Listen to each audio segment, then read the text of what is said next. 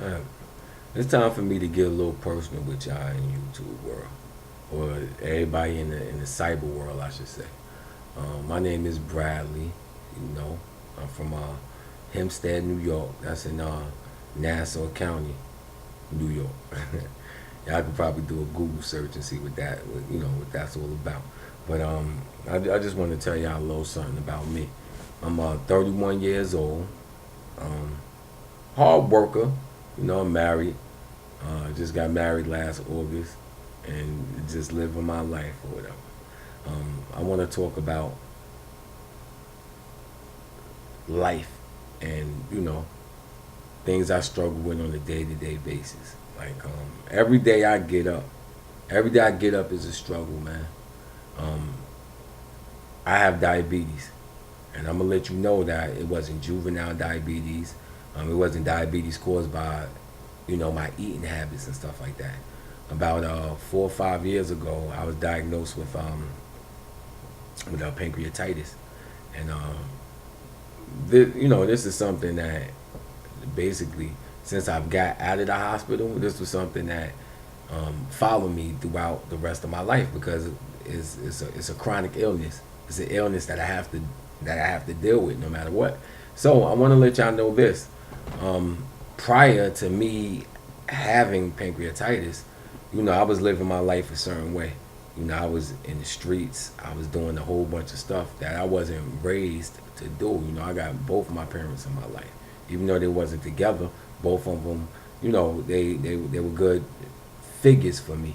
But I guess when I got of age to start making my own decisions, I made the wrong decisions. So I was, walking down the road where like I couldn't be like, I was walking down the road where I could be dead right now. So each day is honestly just a blessing. So let me tell y'all my story about the day when I went into the hospital. I was living in Astoria, Queens, with my ex, and I'm a strong dude. At the time, I was what? I'm 5'9.5" or 5'8.5", and at the time I was big, son. I was like what, two 205, but like a diesel 205, son. I look like a fucking running back, man. I used to work out every single day and do push-ups. I used to punch walls just in case I was getting into a fight. Like that's the type of stuff I did because that's the type of lifestyle I was living. And I got completely humbled because I started feeling these pains in my stomach that I never felt before in my life. Like I've never felt anything as strong as that ever in my life. Like it broke me down. I'm not even a hospital person. Like I'm the type of person that I could almost be dead and I'm not going to the hospital. But that pain I felt with that pancreatitis, which they didn't even know was pancreatitis at the time, was so excruciating that I live on 38th Street in Queens. The hospital was down the block from me, over there in Mount Sinai Hospital. So it was crazy. I couldn't even walk and I couldn't even drive. That's how much pain I was going through. I couldn't even walk, couldn't take a shower, couldn't do nothing because of all that pain. So I called 911. They came to pick me up on Halloween day. This was Halloween day. And, I sat in the emergency room because they didn't know what it was. They ran a couple of tests, and the next day they took me upstairs into a temporary room. So I remember sitting there talking to the doctors. They were still running tests. They doing the CAT scans and everything. And during the test, well, after the test, I started being like short on breath, where I couldn't breathe. So they had to, bring me the oxygen thing or whatever. They gave me the oxygen thing, and I was actually, I couldn't breathe. So they gave me the oxygen thing, and they got the results of the test back, and they rushed me into the emergency room. They said they had to operate on me, and I remember them giving me a sleeping pill, and they told me to go to sleep. Now, mind you, it was the day after Halloween. So what we talking February 1st. So no, November 1st. I'm sorry, I'm bugging. November 1st. They gave me a sleeping pill, and I went to sleep. I woke up the week of Christmas. And anybody in New York, I don't know what year it was. I think it was maybe 2007, 2000. No, yeah, it was probably 2006, 2007. We was having crazy snowstorms, and I remember waking up during that time, not knowing what the hell happened to me. I was out of it. I just know I was in the hospital. My mother and my father was there, praying for me. They was crying. They told me that during that whole time my lungs had collapsed. They had to give me a trach. I couldn't breathe. And it was touch and go for a minute. And they was like, yo, the only reason why you survived is because you were so young and you were strong. Like I said, prior to me getting that disease, I was in the gym all the time. I played baseball, I played basketball, and I was very athletic.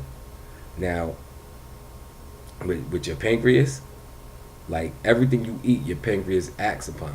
So I was in a situation where I couldn't eat nothing. I ate nothing. I had a trach, couldn't talk, couldn't do nothing in my life.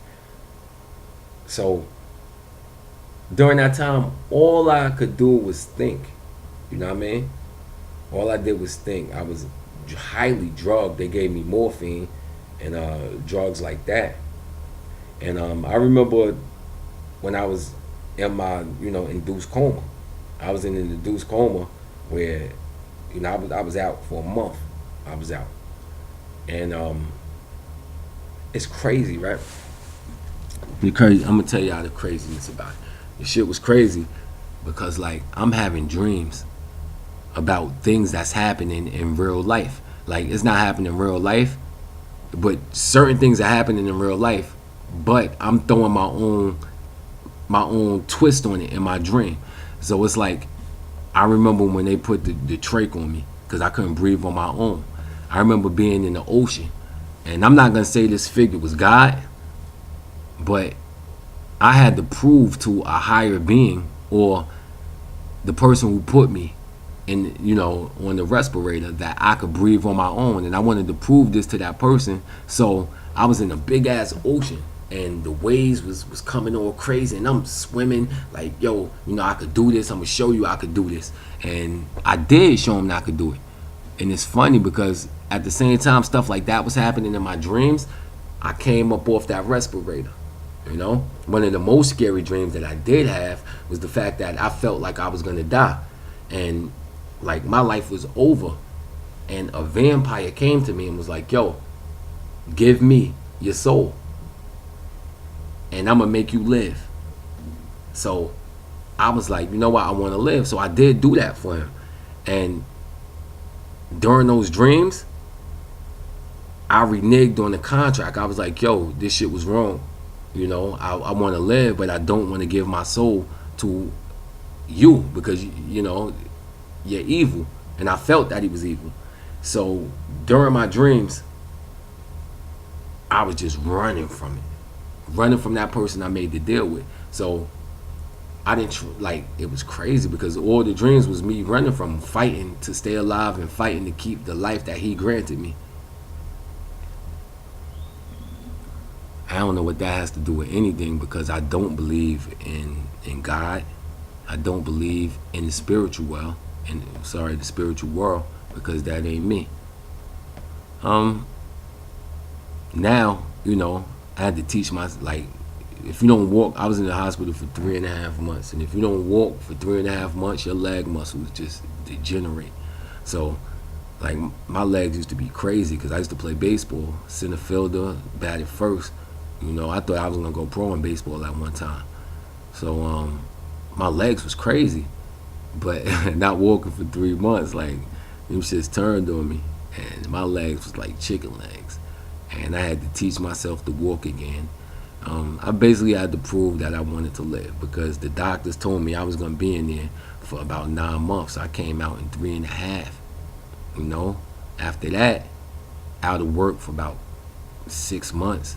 After that, got back to work 6 months, got a raise in a year, and that brings me to the situation where I'm at now, where I'm feeling I'm doing pretty good for myself. But all that came from my hard work and me wanting to live.